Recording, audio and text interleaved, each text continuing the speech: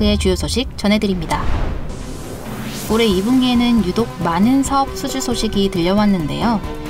제주 테크노파크가 주관기업 또는 참여기업으로 수행하는 2022년 신규 사업만 현재까지 29건, 내년부터 수행하는 사업까지 더하면 그 이상의 사업을 수주한 것으로 확인됩니다. 언론 보도를 통해 공개된 주요 신규 사업을 살펴보면 제주 테크노파크 디지털융합센터는 과학기술정보통신부가 지원하고 정보통신산업진흥원이 주관하는 2022년 소프트웨어 융합 클러스터 특화 산업 강화 사업을 수주, 대구시와 함께 참여기업으로 사업을 수행합니다. 또한 동일기관이 지원 주관하는 인공지능 융합 지역특화산업 지원사업 역시 수주했는데요. 주관기업으로 내년까지 사업을 추진합니다. 아울러 디지털융합센터는 과학기술정보통신부와 정보통신기획평가원이 추진하는 지능형 디지털 트윈 연합 핵심 기술 개발 사업에 8개 공동 연구기관 중 한 곳으로 발탁을 마쳤습니다. 제주 테크노파크 정책기획단은 과학기술정보통신부의 지역의 미래를 여는 과학기술 프로젝트의 일환으로 해수이용 친환경 에너지 저장 핵심 기술 개발 과제를 공동 연구 개발 기관으로서 사업을 수행합니다. 마지막으로 제주 테크노파크 바이오 융합센터에서도 신규 사업에 착수했습니다. 제주 화장품 산업 육성을 위한 청정 바이오 소재 코스메틱 기반 고도화 사업이 산업통상자원부의 2022년 스마트 특성화 기반 구축 사업에 선정됐는데요. 제주도와 함께 주관기업으로 사업을 추진합니다. 제주 산업의 미래를 열 신규 사업들이 좋은 결실을 맺길 기대해봅니다. 바이오 융합센터 2호관의 식품가공센터가 최신 기능성 식품 생산 인프라를 탑재한 청정 기능성 식품센터로 새롭게 거듭났습니다.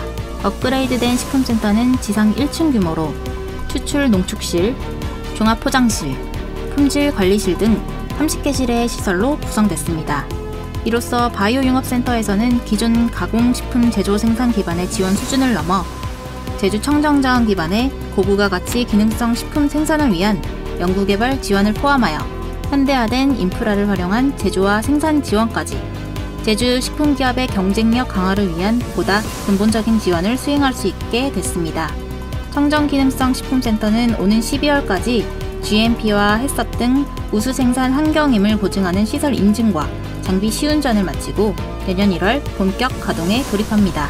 제주 테크노파크 생물종 다양성 연구소가 해마다 처리의 골머리를 앓게 만들던 제주 자원들로부터 산업화 가능성을 연달아 확인했습니다.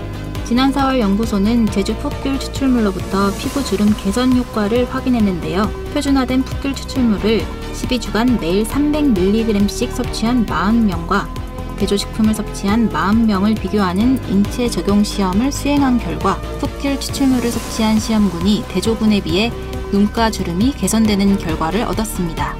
연구진은 풋귤에 함유된 다량의 플라노보이드 성분들이 자외선 노출로 인한 주름 유발 반응을 억제하고 콜라겐 분해를 방지하기 때문이라고 밝혔습니다. 한편 지난 5월에는 해안가 악취와 경관문제의 주범으로 꼽히는 구멍갈팔의 추출물로부터 항당뇨, 항비만 효능이 검증 보고됐습니다. 제주 테크노파크 생물종 다양성 연구소와 부산 가톨릭대학교의 공동 연구로 진행된 동물 실험 결과 구멍갈팔애를 섭취한 실험 동물의 체중 감소와 혈당 및 혈중 콜레스테롤, 중성지방, 간 염증 지수에서 유의미한 개선 효과가 확인된 건데요. 앞으로 제주 테크노파크 생물종 다양성 연구소는 풋귤과 구멍갈팔애의 처리난 해소에 기여할 수 있도록 식약처 원료 등재와 활용 제품 개발 등 산업화 연구에 박차를 가할 계획입니다. 이번 역시 구멍갈팔애와 관련한 소식입니다. 제주 테크노파크 생물종 다양성 연구소와 이언스 주식회사, 건국대학교가 공동으로 지난 1년여에 걸쳐 구멍갈팔애를 활용한 친환경 사료 개발 연구를 수행한 결과가 화제였는데요. 구멍갈팔애를 첨가한 사료가 가축에서 발생되는 메탄가스를 감소시키고 식용 가축의 기능성과 생산성 향상에도 매우 효과적이라는 것이 최초로 확인됐습니다. 공동연구진은 소 사양 실험 결과 구멍갈팔애 첨가 사료를 섭취한 그룹이 그렇지 않은 그룹에 비해 메탄가스 발생량이 평균 28% 감소했다고 보고했는데요. 실험 대상이 한우인 경우 최대 38%까지 메탄가스가 감소했습니다.